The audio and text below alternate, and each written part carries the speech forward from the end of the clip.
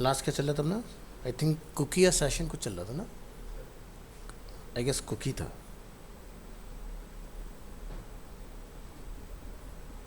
ठीक है।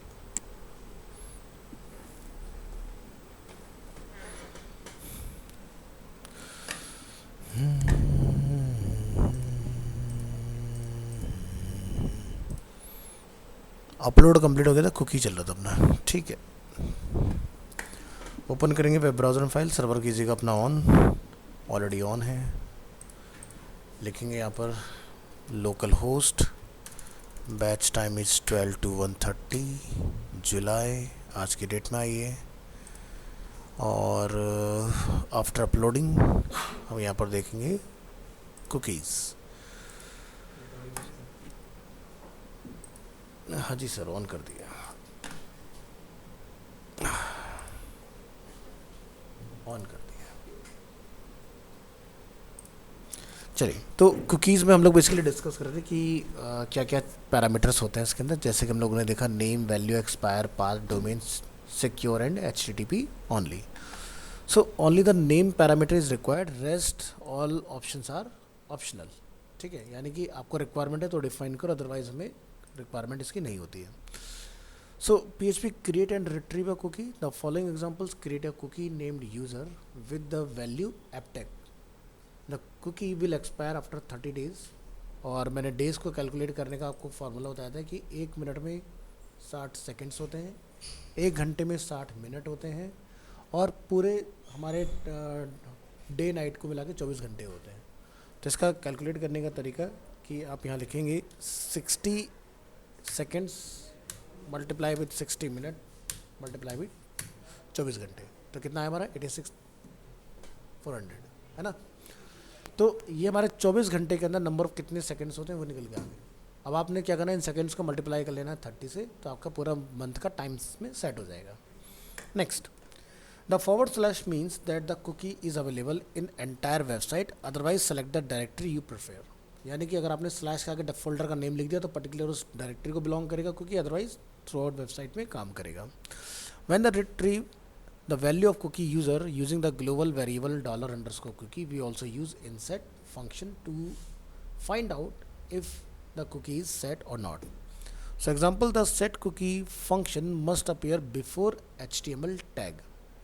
The value of cookie is automatically URL encoded when sending the cookie and automatically decode when received to prevent URL encoding using set raw cookie तो instead. तो चलिए check करेंगे यहाँ पर set cookies वाला example, और यहाँ पर आप देख सकते हैं कि cookie user was successfully set and its value is Aptech हमें यहाँ पर मिल रहा है। तो ज़रा कोड देखो हमने इसमें क्या लिखा हुआ है। PHP कुकीज़ के अंदर आएंगे, यहाँ पर हम लोगों ने एक PHP कोड ब्लॉक के अंदर एक वेरिएबल डिफाइन किया cookie name, and second variable name है कुकी वैल्यू। तो नेम क्या है यूज़र एंड वैल्यू क्या है एपटेक। सेट कुकी का हम लोगों ने यूज़ किया और इसके अंदर हम लोगों ने इन दोनों वैल्यू को कॉल कराया है, यानी कि नेम और वैल्यू। तो ज़रूरी नहीं कि आप ये इस तरह से लिखें, आप डायरेक्ट में यहाँ पर डबल कोट में लिख सकते हो उस चीज़ को, अल्टीमेटली वेरिएबल ही तो है ऊपर। फिर हमने क्या लिखा है टाइम फंक्शन, जिसमें हमने लिखा प्लस इतना हमारा टाइम जो इसमें ऐड हो जाए, और फॉरवर्ड स्लैश लगा के हमने डबल कोट में डाल दिया, यानी कि थ्रू आउट प्रोजेक्ट में ये हमारा वर्क करता रहेगा। ठीक है, सो कुकी जो हमने एग्जाम्पल 1 यहाँ पर डिफाइन किया हुआ है, वहाँ पर जाके हम लोग इसको फैच कर रहे हैं। तो ज़रा देखिए यहाँ पर हमने क्या लिखा है। तो डॉक टाइप जहाँ पर आपका मेंशन है, सबसे ऊपर क्या लिखा हुआ है यहाँ पर कुकी नेम, कुकी वैल्यू, और यहाँ से इसको सेट किया हुआ है इस तरह से। तो 86,400 का मतलब क्या हुआ 1 डे। ठीक है, सो एक 1 डे को हम लोग यहाँ से, यानी कि जो हमारे 86,400 सेकेंड्स हैं उसको हम लोग 30 से मल्टीप्लाई करें तो इसकी जो लाइफ बनी कुकी की वो क्या हुआ 1 मंथ। सो यहाँ पर हम लोग इसको फैच करेंगे। देखो ध्यान रखना है, डॉक टाइप से पहले कुकी डलेगी पेज पर आने से पहले, फिर उसके बाद आप उसको फैच कराते हो। तो लिखेंगे if is set $_cookie is a super global variable. यहाँ पर आप फैच करेंगे कुकी का नेम क्या है, और एको करेंगे कुकी नेम्ड इज़, जो भी हमारा नेम होगा, इज़ नॉट सेट येट। अगर सेट होगा तो आपको मिल जाएगा, नहीं होगा तो आपको ये रिटर्न आएगा। तो हमारा क्या है, cookie name was successfully set हमें इसमें दिखाई दे रहा है। तो कहने का मतलब कि अगर आप फाइल डायरेक्ट चला लेते हो तो उस कंडीशन में ये नहीं दिखेगा, और अगर आप इसको रन करके फिर चलाओगे तब आपको ये डिस्प्ले हो जाएगा, क्योंकि ये सेट कहाँ पर हुई है एक्चुअल में, वो हुई है सेट इस वाली फाइल में, PHP कुकीज़ के अंदर यहाँ डली हुई है। एक मिनट एक मिनट एक मिनट एक मिनट।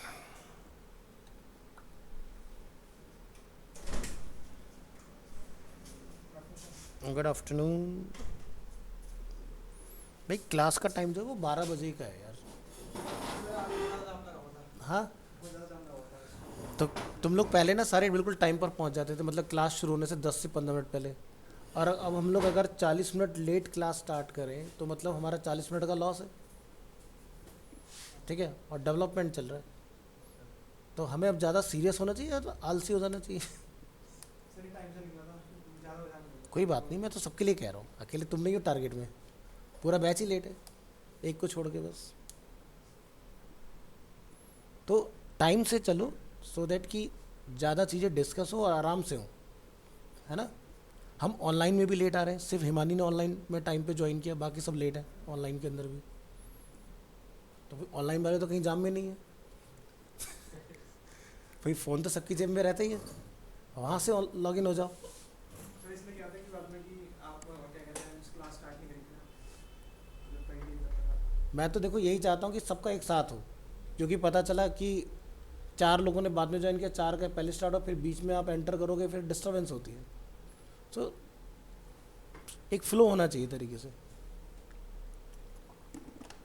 दरवाज़ा खुलते मैं भी डिस्ट्रैक्ट होता हूँ, है ना। तो कोशिश करें ऑन टाइम पहुँचने की। ऑनलाइन लो, मुझे कोई दिक्कत नहीं, मैं तो लिंक ग्रुप में डालते ही हूँ, ऑनलाइन कर लो सब लोग, ठीक है।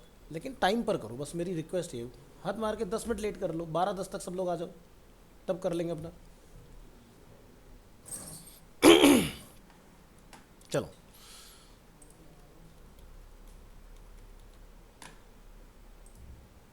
तो कुकी वाला पार्ट हम लोग डिस्कस कर रहे हैं। तो जिसमें हम लोगों ने पहला एग्जांपल देखा कि अगर हमारा कुकी सेट नहीं होगा तो हमें रिटर्न आएगा इज़ नॉट सेट येट, और अगर सेट होगा तो आपको उसका नेम और क्या नेम सेट किया गया है वो आपको रिटर्न हो जाएगा यहाँ से, ठीक है। तो ये वेरिएबल हम लोगों ने ऊपर यहाँ पर अपने डिफाइन करके रखे हुए इस तरह से। तो अभी जब हम लोग फाइल को ब्राउज़र में देख रहे हैं तो हमें यहाँ पर क्या रिटर्न आ रहा है, cookie user was successfully set and its value is Aptech. ये चीज़ हम लोगों ने कहाँ पर डाल रखा है, यहाँ पर यूज़र नाम से हमारा कुकी है और उसकी जो वैल्यू है वो एपटेक है। चलिए तो आगे देखेंगे एग्जांपल को। किधर की फाइल हमारी बंद है, दोबारा से ओपन कर लीजिए, बैक करेंगे यहाँ से।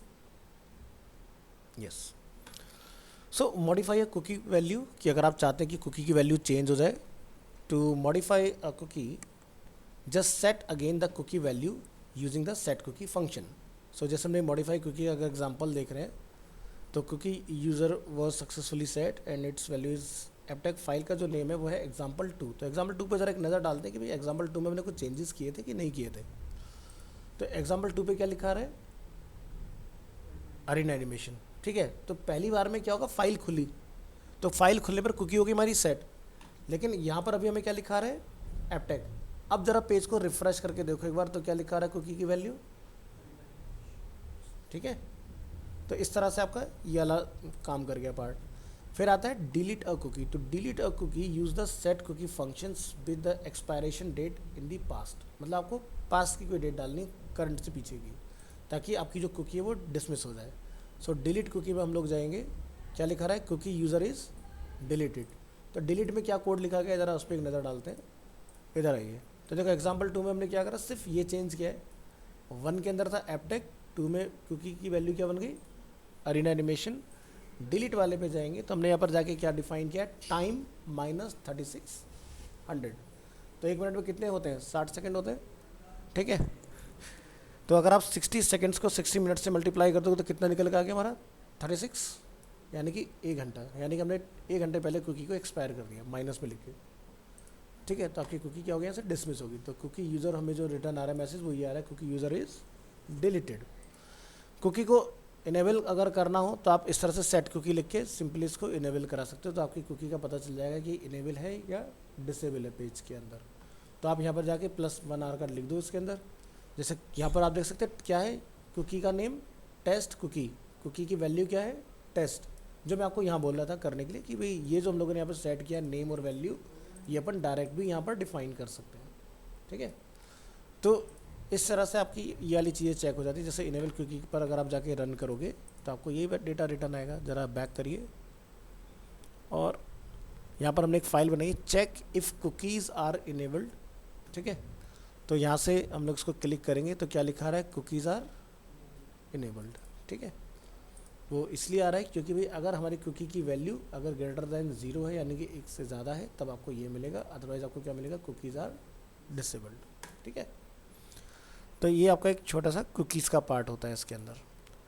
तो जब आप बैकएंड से डेटा गिव एंड टेक करना स्टार्ट करोगे तब आप कुकीज़ के ऊपर थोड़े से और वास्ट एग्जांपल देखोगे कि कुकीज़ आपकी काम किस तरह से करती है। अच्छा, कुकीज़ आप देखो, ध्यान रखना कि जावा स्क्रिप्ट से भी बना सकते हो और किसी अपनी लैंग्वेज से भी बना सकते हो। तो जैसे हम लोग यहाँ पर जो बना रहे हैं वो PHP के थ्रू है। सेम प्रोसेस JS में भी काम करता है, ठीक है। लेकिन वो JS वाला हम लोग कहाँ इस्तेमाल करते हैं, या तो प्योर जावा स्क्रिप्ट के अंदर या फिर जैसे रिएक्ट वगैरह पढ़ते हो तो उसके अंदर भी आपको मिल जाती है कुकीज़ बनाने के लिए ना।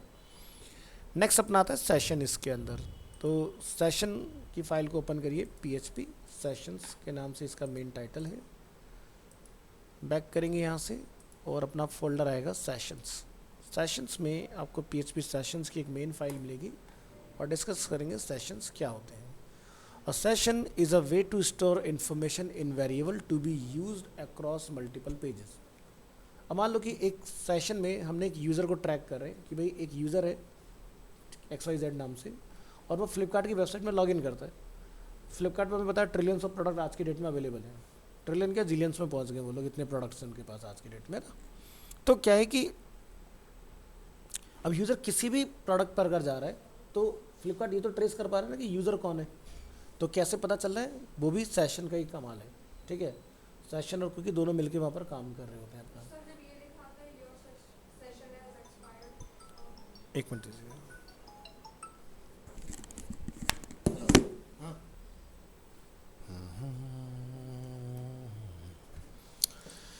So, unlike a cookie, the information is not stored on your user computer. तो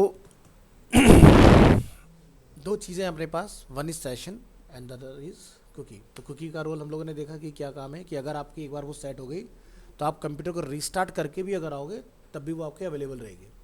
बट सेशन क्या होता है कि आपने देखा होगा जैसे कि अगर हम लोग ब्राउज़र को अपना पर्टिकुलर जिस टैब में काम करें वो टैब बंद कर दोगे आप, या आपका कंप्यूटर ऑल ऑफ सडन बंद हो गया तो आपका क्या होता है कि सेशन डिसमिस हो जाता है।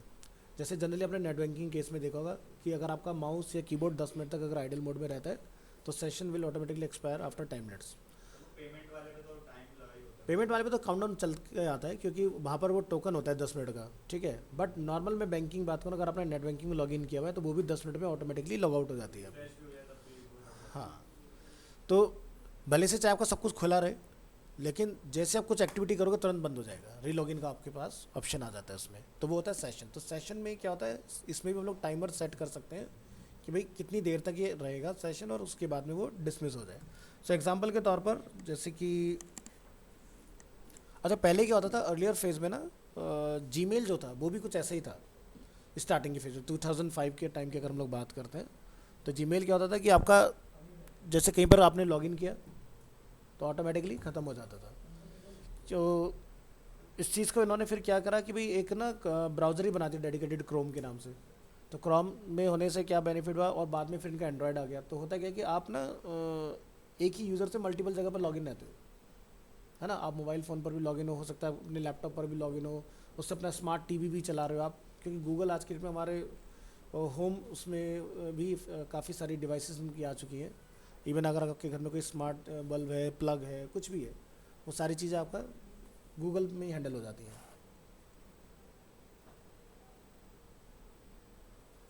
ये कौन है भाई, which time you get free.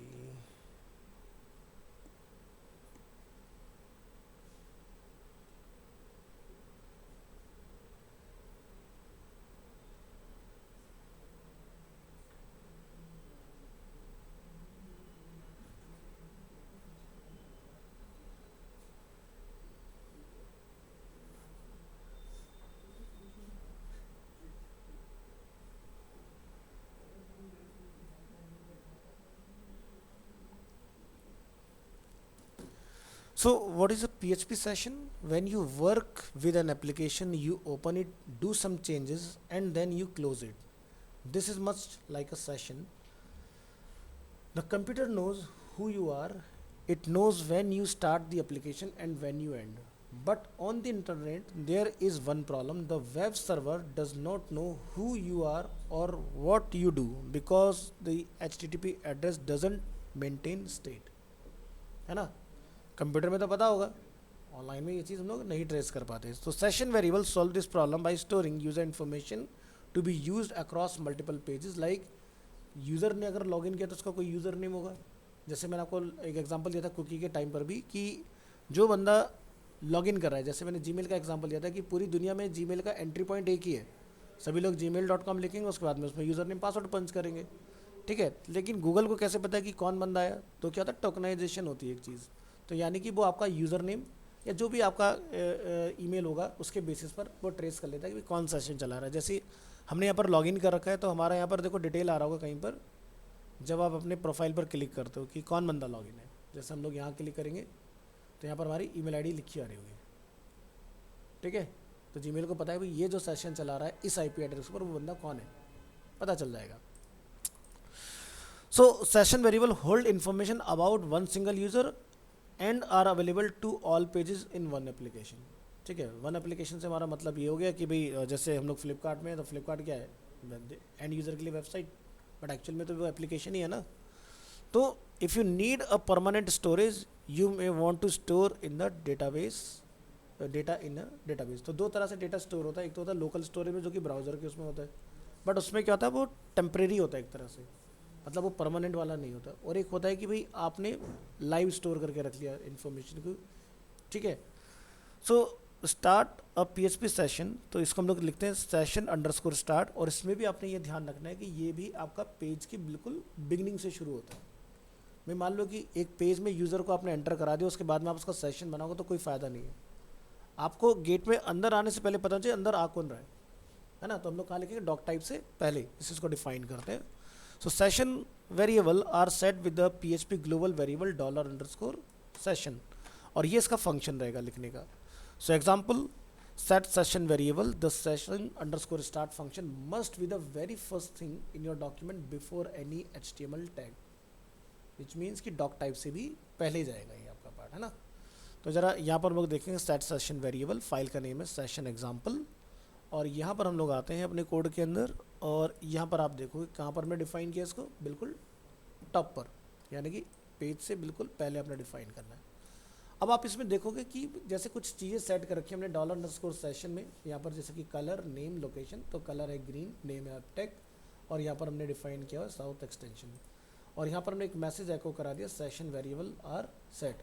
तो जैसे कि आप यहाँ देख रहे हो ब्राउज़र में भी यही दिखाई दे रहा है, सेशन वेरिएबल आर सेट. अब क्या होगा कि ये एक बार हमने सेट कर दिया तो हम कहीं पर भी किसी भी पेज के ऊपर भी ये पता लगा सकते हैं कि इसके थ्रू क्या क्या वैल्यू सेट की गई है, ठीक है. तो अब ऑनलाइन के केस में क्या होता है कि भाई जहाँ पर ये इक्वल टू आपका वैल्यू लिखा हुआ है ये ब्लैंक होता है, यानी कि जो लॉगिन करेगा उसका डेटा फैच करके हम लोग इसमें लेकर आते हैं, ठीक है. जब से बैकएंड जो स्टार्ट हो जाएगा आपको क्लियर हो जाएंगी चीज़ें. तो यहाँ पर दूसरा हम लोग देखेंगे get PHP session variable value. अभी तो क्या हुआ, सेट हुआ, अब करेंगे get. Next we create another page called fetch session variable one.php. From this page we will access the session information we set on first page session example.php. Notice that session variable are not passed individually to each new page. Instead, they are retrieved from the session we open at the beginning of the each page session start. Also notice that all session variable values are stored in the global $_session variable. So यहाँ पर हमने कुछ चीज़ें set की थी, colour, name, location. तो अब ज़रा यहाँ पर आप फैच सेशन वेरिएबल 1 को रन करिए. तो हमारे कलर का नेम क्या था, इंस्टीट्यूट नेम क्या था, एपटेक. तो अब ज़रा 1 नंबर की फ़ाइल को ओपन करिए. यहाँ पर क्या हमने यहाँ पर कुछ ऐसा लिख रखा है कि हमारा कलर क्या है या हमारा इंस्टीट्यूट का नेम क्या है? नहीं है ना. वो कहाँ से आया डेटा, वो यहाँ से आया, क्योंकि आपने यहाँ पर सेशन स्टार्ट किया और सेशन के अंदर ये वैल्यू स्टोर कर दिया. एक बार अगर ये फाइल खुल गया उसके बाद आप पूरे फोल्डर में कहीं पर भी मूव करते रहिए PHP सेशंस के अंदर, ये डेटा आपको हर जगह पर रिट्रीव करने के लिए मिलेगा. तो यहाँ पर 1 में हमने क्या करा, सेशन स्टार्ट अगेन टॉप में रखा हुआ है। यहाँ जाकर हम लोग फैच करें भाई एको करो कि कलर का नेम क्या है और इंस्टीट्यूट का नेम हमने क्या सेट किया है।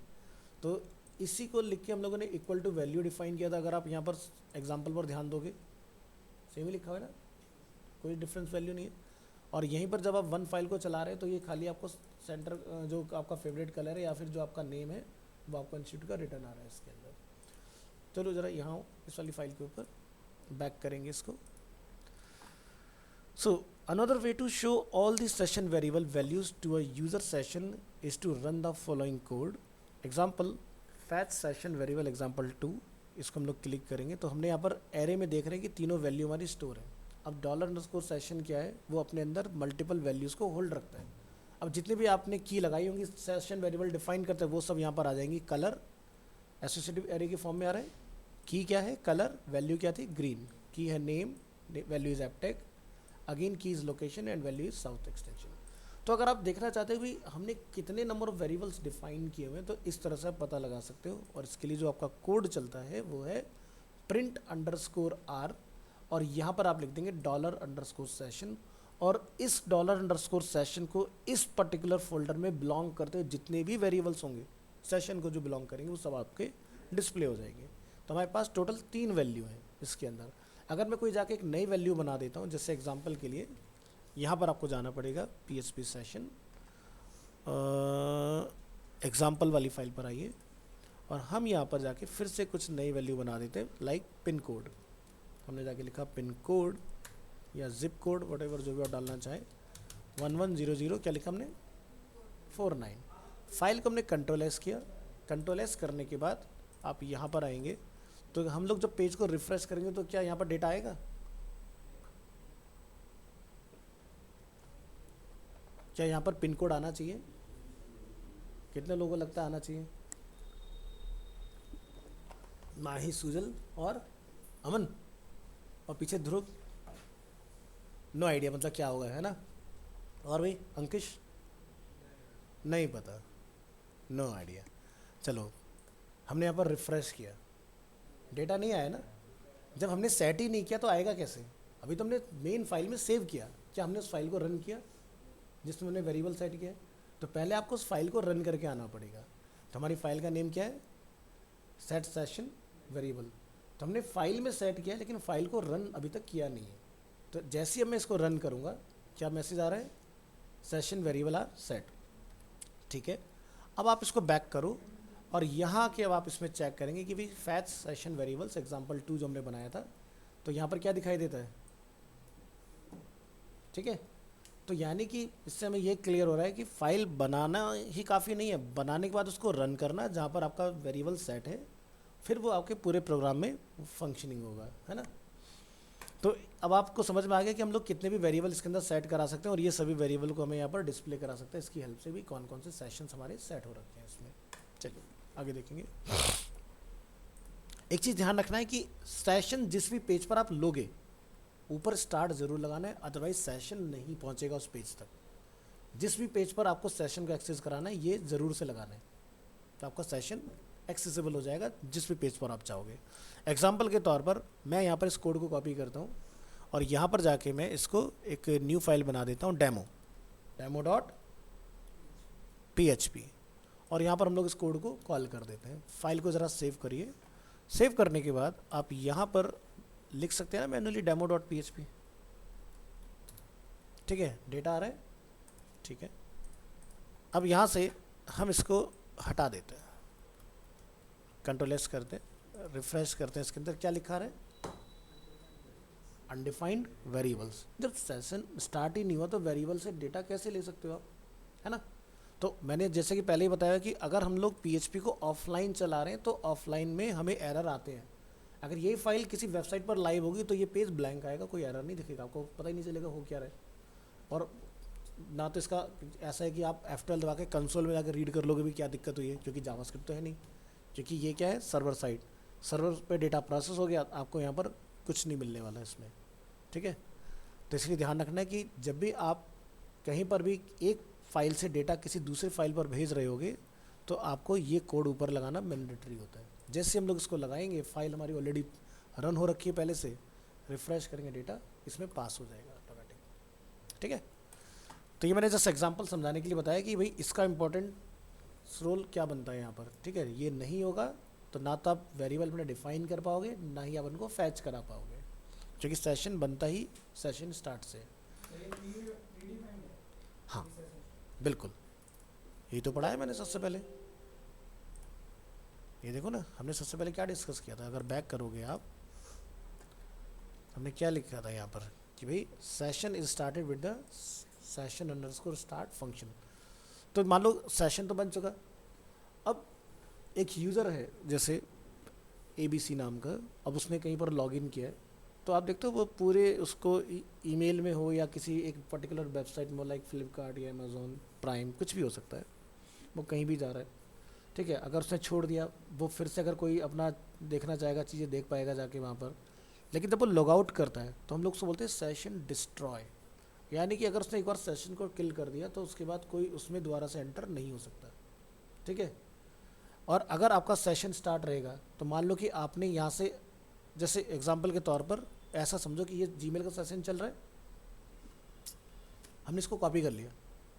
ठीक है, अगर मैं पूरा ये बंद कर दूँ या मैं एक नया टैब निकाल के यहाँ से मैं इधर इसको अलग करके मैं यहाँ जाके अगर ये डाल दूंगा ना, तो जीमेल चल जाएगा, क्योंकि सेशन क्या है, स्टार्ट है ना। बट आपने अगर कहीं पर भी जीमेल को लॉग आउट कर दिया, जीमेल से रिलेटेड जितनी भी सर्विस होंगी, क्योंकि आपको पता है सभी पूरे कंप्लीट गूगल के लिए एक ही कॉमन अपना चलता है जीमेल वाला अकाउंट, है ना, सब में काम कर जाता है, तो ये वाला सेशन भी ऑटोमेटिकली क्या होगा, बंद हो जाएगा इधर। ठीक है, तो क्या होता है जब आप लॉग आउट करते हो तो सेशन डिस्ट्रॉय होता है। ठीक है, तो अनसेट सेशन करना सीखेंगे, सेशन को अनसेट कैसे करते हैं, तो सेशन अंडर्स को अनसेट करके हमारे पास फंक्शन होता है जिससे हम लोग सेशन को हटा देते हैं, फिर आपका सेशन काम नहीं करता। चलिए नीचे आएंगे, तो हमने यहाँ तक देखा most session set a user key on the user's computer that look something like, इस तरह के ये इनक्रिप्टेड होते हैं। ठीक है, then when a session is open or on another page it scan the computer for a user key, if there is a match it access that session, if not it start a new session। so modify a php session variable, तो आप अपनी file में जाके particular changes करके आ जाओगे। जैसे हमारी ये फाइल है चेंज सेशन वेरिएबल, तो हमने क्या लिखा था वहाँ पर, पहले कलर ग्रीन, अब हमारा कलर क्या है, पिंक। अपडेट हो गया ना, हमने यहाँ पर जाके चेक करना है इसको,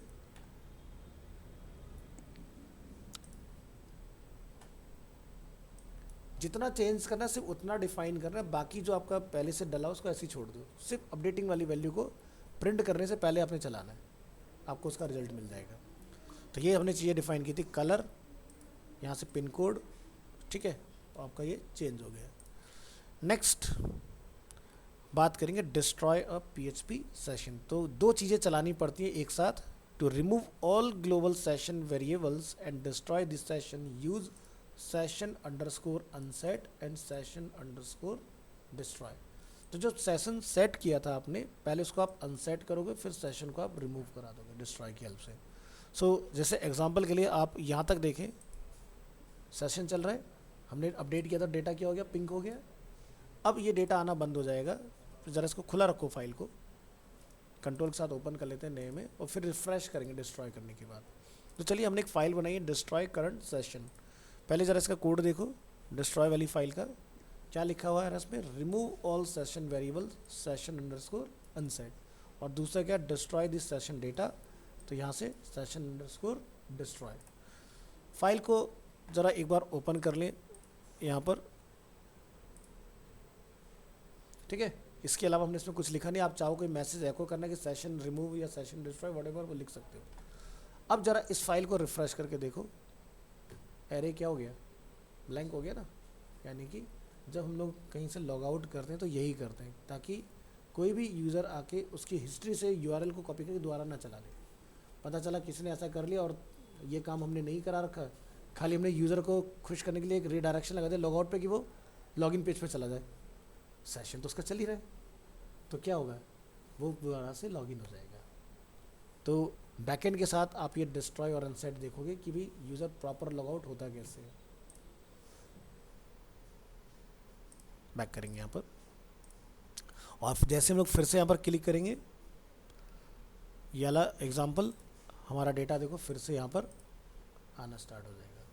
ठीक है, तो साइट ओनर्स क्या करते हैं, हर यूज़र जो लॉगिन करता है उसके डेटाबेस में एक टेबल बना के रखते हैं कि यूज़र कौन है, उसका आईपी एड्रेस क्या है। अब आज की डेट में लोग बहुत तेज़ हो गए, वो क्या करते हैं, वो लगा लेते हैं वीपीएन। ठीक है, कि मैं कनाडा में बैठा हूँ, मैं फ्रांस में बैठा हूँ, मैं वहाँ बैठा हूँ। ठीक है, तो मान लो कल को कोई ऐसा खतरनाक बंदा हो जिस तरह की कुछ कर दिया वेबसाइट के अंदर, सिक्योरिटी ब्रीच किया, कुछ भी किया, तो क्या होगा कि जब बंदा घुसा होगा कंप्यूटर में, जब सीधी बात है अगर उसने साइट ख़राब की होगी तो उसका यूज़र तो बचेगा नहीं, ख़राब तो उसका भी यूज़र होगा उसके अंदर। तो यानी कि वहाँ तक के डिजिटल फुटप्रिंट सब यहाँ पर सेशन में रह जाते हैं कि आप उस वेबसाइट में क्या कर रहे थे। तो पूरा पता चल जाएगा, ये आईपी एड्रेस था, ये लोकेशन था, सब चीज़ जो जो वेबसाइट ओनर ने लगाई होगी कि ये चीज़ें मुझे पता लगानी है जो भी यूज़र यहाँ पर आएगा, है ना।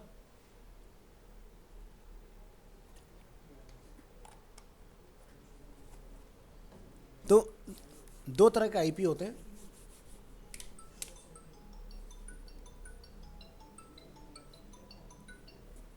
हेलो, हाँ हाँ, मैं एक बार भैया से बात करता हूँ, वो भी दे देंगे आपको। ठीक है, आप कल आए नहीं थे क्या? ओहो, मैं तो कल वेट कर रहा था क्योंकि मैं संडे था ना कल। अच्छा, तो फिर आप तो फिर आप एक काम करो, कल उनसे ले लेना, मैं उनको दे दूंगा। ठीक है, ओके।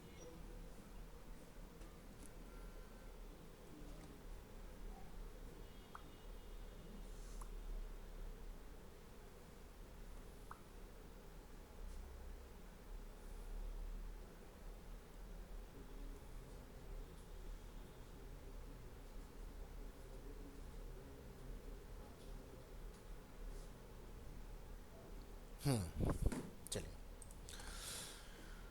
तो ये थे हमारे दो टॉपिक, कुकीज़ एंड सेशंस। आगे का ऑप्शन देखते हैं।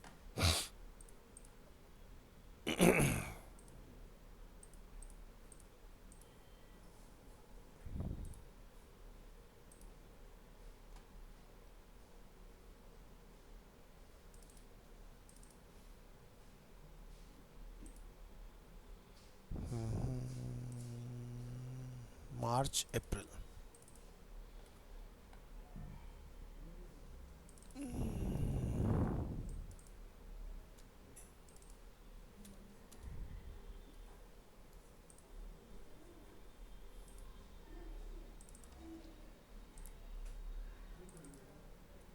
फिल्टर वाला टॉपिक देखो।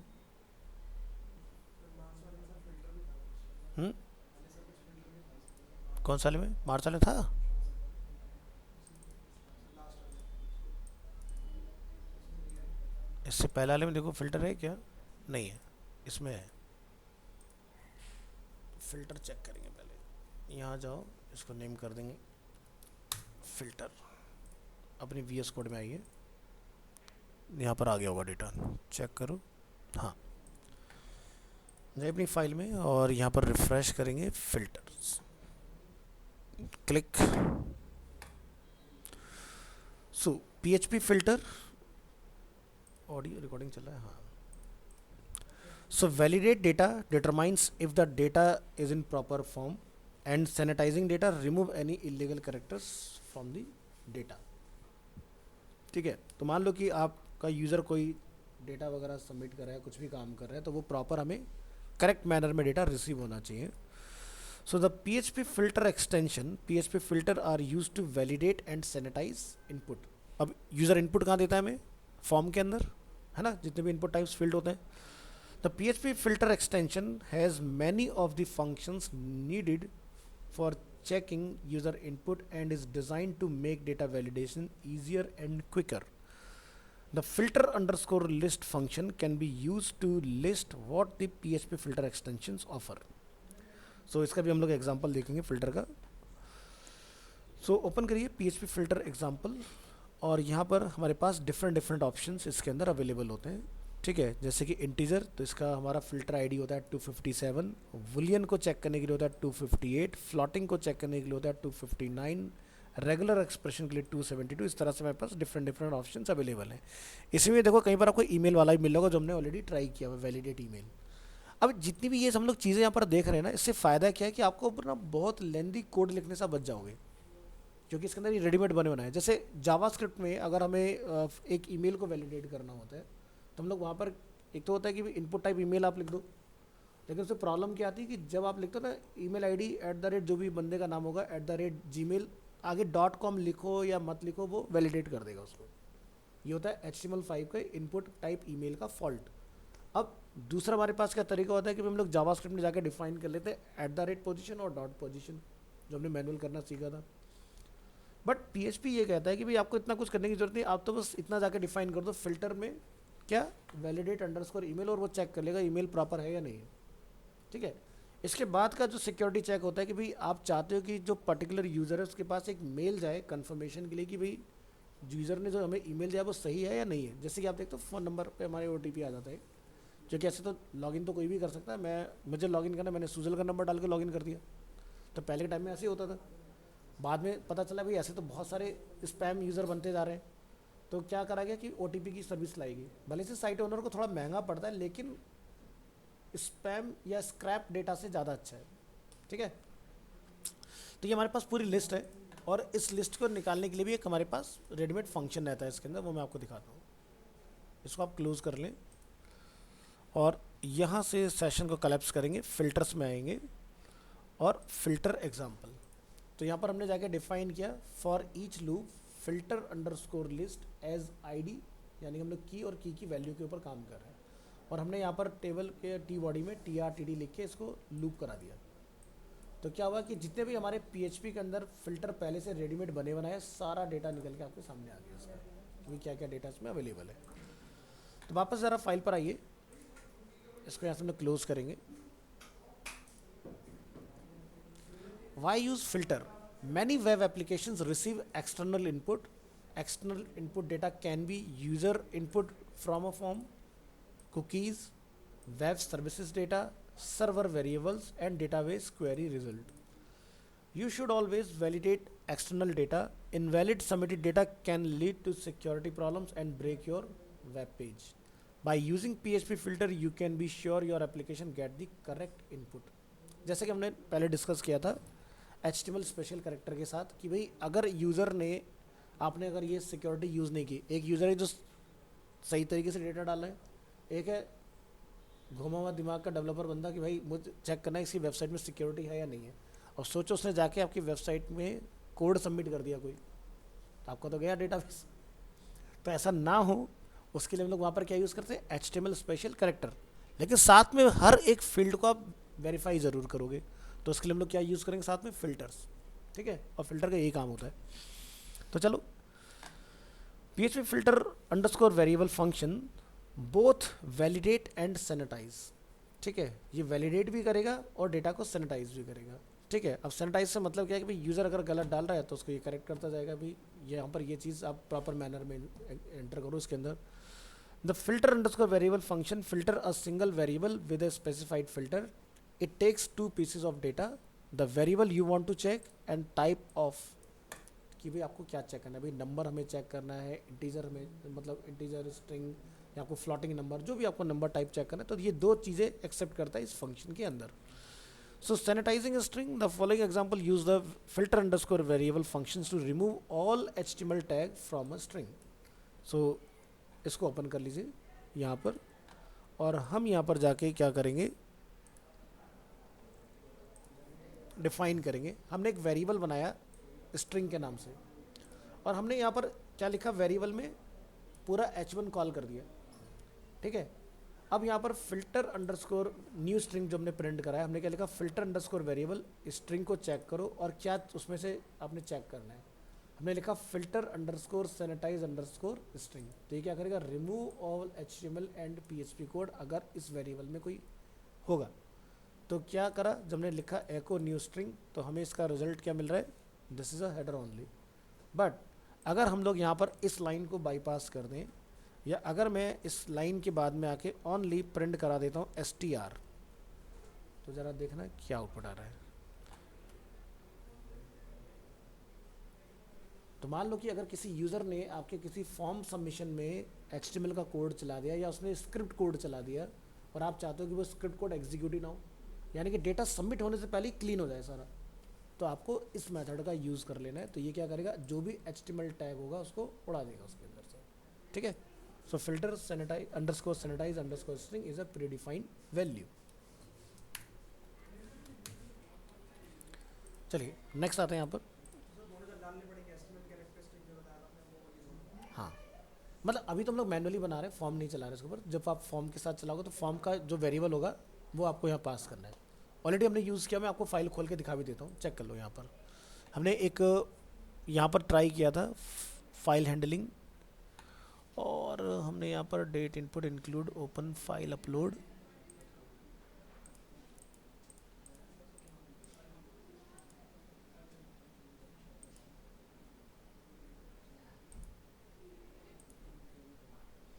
एडवांस शुरू होने से पहले स्टार्ट किया था हमने। यस, ये क्या है, PHP फॉर्म 8 जुलाई को हमने किया था ये वाला काम। तो यहाँ पर आप देखोगे वैलिडेट टेक्स्ट फील्ड ईमेल वगैरह, तो यहाँ पर आप नोटिस अगर करोगे कहीं पर तो आपको दिख जाएगा, दिखाता हूँ।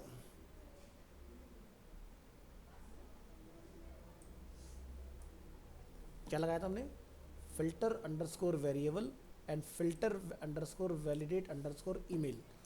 अगर यूज़र गलत ईमेल चलाएगा तो आपको पता चल जाएगा कि भाई यूज़र ने जो हमें ईमेल दिया वो गलत दिया है कि सही दिया है इसके अंदर।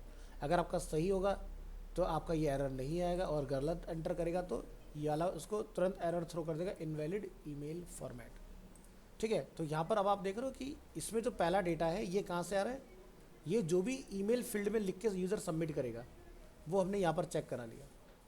अगर @ और डॉट मिसिंग है, या @ से पहले या डॉट के बाद में अगर डेटा नहीं है तो इनवैलिड, अगर है तो वैलिड, ठीक है। तो इस तरह से आपके ये चेक कराया जाता है। तो इसमें बहुत सारी वैल्यूज़ आती हैं अलग अलग, ज़रा देख लो। तो ये ध्यान रखना, ये PHP फॉर्म के अंदर हम लोगों ने कंप्लीट किया है अपना। वापस से फिल्टर में आएंगे और ब्राउज़र में अपनी फाइल को ओपन कर लीजिए, इसको क्लोज करिए। दूसरा क्या है, validate and integer. The following example use the filter underscore variable, यही चलेगा, बस कीवर्ड चेंज होते जाएंगे आपके। Function to check if the variable $integer is an integer, if $int is an integer the output of the code below will be integer is valid, otherwise आपका integer is not valid आपको return आएगा। तो यहाँ से integer वाली file को हम लोग ओपन करते हैं वेब ब्राउज़र में, क्या लिखा रहा है, इंटीजर इज़ वैलिड। तो ज़रा इंटीजर वाला एग्जांपल यहाँ पर ओपन करिए। हमने क्या लिखा है, इंटीजर की वैल्यू 50 लिखी हुई है, तो इसके लिए कीवर्ड क्या चलता है, filter underscore validate underscore integer.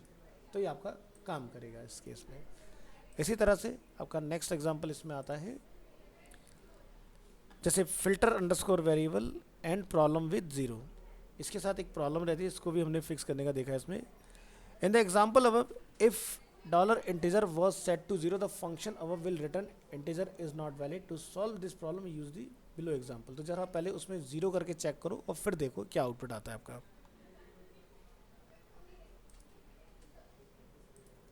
इसको हम लोग क्या कर देंगे, 0 ओनली। अब इस फाइल को आप 1 वाली को चेक करें, रिफ्रेश एंड ओपन। क्या लिखा रहा है हमें, इज नॉट वैलिड, जबकि हमारा 0 ऐसा तो है नहीं कि डबल कोट में लिखा हुआ है ना। तो इसका बग कैसे फिक्स करोगे, इसकी फाइल है नंबर 2, यहाँ पर जाके आप डिफाइन करेंगे फिल्टर अंडरस्कोर वेरिएबल, इंटीजर को इसमें कॉल कराएंगे और यहाँ पर क्या चेक करेंगे, अगर ये =0 है, ठीक है, तो आप यहाँ पर जाके इसको चेक कराओगे, इंटीजर हमें क्या रिटर्न आए, वैलिड। क्योंकि 0 पर हमें एरर थ्रो कर रहे हैं, आपने चेक कराना है अगर वैल्यू हमारी इंटीजर का टाइप और उसकी वैल्यू अगर 0 है तो हमें क्या रिटर्न आना चाहिए, वैलिड, अदरवाइज इनवैलिड। तो अब जब आप इसका नंबर 2 एग्जांपल ट्राई करोगे तो आपको इसमें एरर देखने के लिए नहीं मिलेगा। ज़रा बैक करें, refresh and validate and integer with 0। और इस पे ज़रा देखो हमने क्या लगाया था, इसको हटा दो।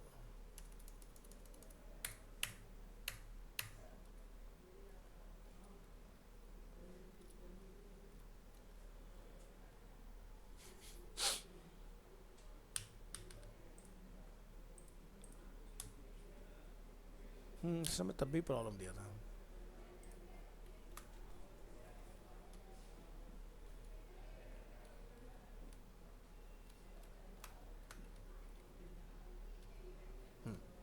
तो हमें आगे वो नहीं लगाना जो हमारा एक्सक्लेमेशन लगा हुआ है, वो नॉट पर चेक करता है।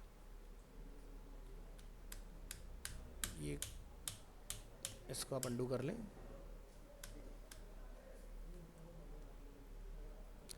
तो यहाँ से नॉट हटा देना आपने। अब सही है, वैलिड। नेक्स्ट है वैलिडेट एन आईपी एड्रेस। तो इसमें आप आईपी एड्रेस को चेक करा पाओगे, तो आईपी एड्रेस के लिए भी पहले से डिफाइन है। आप यहाँ जाएंगे आईपी में, तो क्या लिखना है, filter underscore validate underscore IP. तो आईपी को चेक कर लेगा। तो यहाँ पर जैसे हमारा प्रॉपर आईटी डाला, आईपी एड्रेस डाला 192.168.10.185, तो ये मेरे कंप्यूटर का आईपी है। तो मैंने इसमें डाल के इसको जब चेक कराया तो इसका रिजल्ट हमें वैलिड आएगा। और अगर आपका आईपी गलत हो, क्योंकि आईपी जो होता है 4 के पेयर में आता है, जैसे 1 2 3 4, अगर 3 में होगा तो ये गलत कर देगा इस चीज़ को। इसी तरह से ईमेल एड्रेस के लिए वैलिडेट एन ईमेल। तो आपको यहाँ पर info@bestanimationindia.com क्या है, ईमेल इज़ वैलिड। तो ईमेल के लिए यहाँ पर देखो लगा हुआ है कि भाई filter underscore validate underscore email. तो यूज़र का अगर ईमेल यहाँ पर गलत होगा, जैसे मान लो मैंने डॉट गायब कर दिया इसमें से, अब ज़रा सेव करके इस फाइल को यहाँ पर जाकर रिलोड करो, क्या लिखा आता है, नॉट वैलिड। तो ये फ़ायदा है इसका। या अगर आपका @ मिसिंग होगा तो भी ये पता लगा लेगा कि भाई आपका जो ईमेल है उसके अंदर 2 चीज़ें जो हैं, @ और डॉट, इसके आगे और इसके पीछे या इन बिटवीन डेटा मिसिंग है। इसी तरह से आप यहाँ पर URL से रिलेटेड चेक करा पाओगे कि यूज़र जो आपको URL पास करे क्या वो करेक्ट मैनर में है या नहीं। तो जब भी आपको URL बनाते हो उसमें क्या होता है, HTTP या FTTP, है ना, इस तरह से हमारे पास ऑप्शंस अवेलेबल होते हैं। तो जैसे हमारा क्या है, HTTPS www.livastu.com, URL is valid. तो URL की फाइल यहाँ पर है, तो इसके लिए हम लोग लिखते हैं filter underscore sanitize underscore URL। तो आपका URL चेक हो जाएगा इसके अंदर। तो ये होता है हमारा फिल्टर।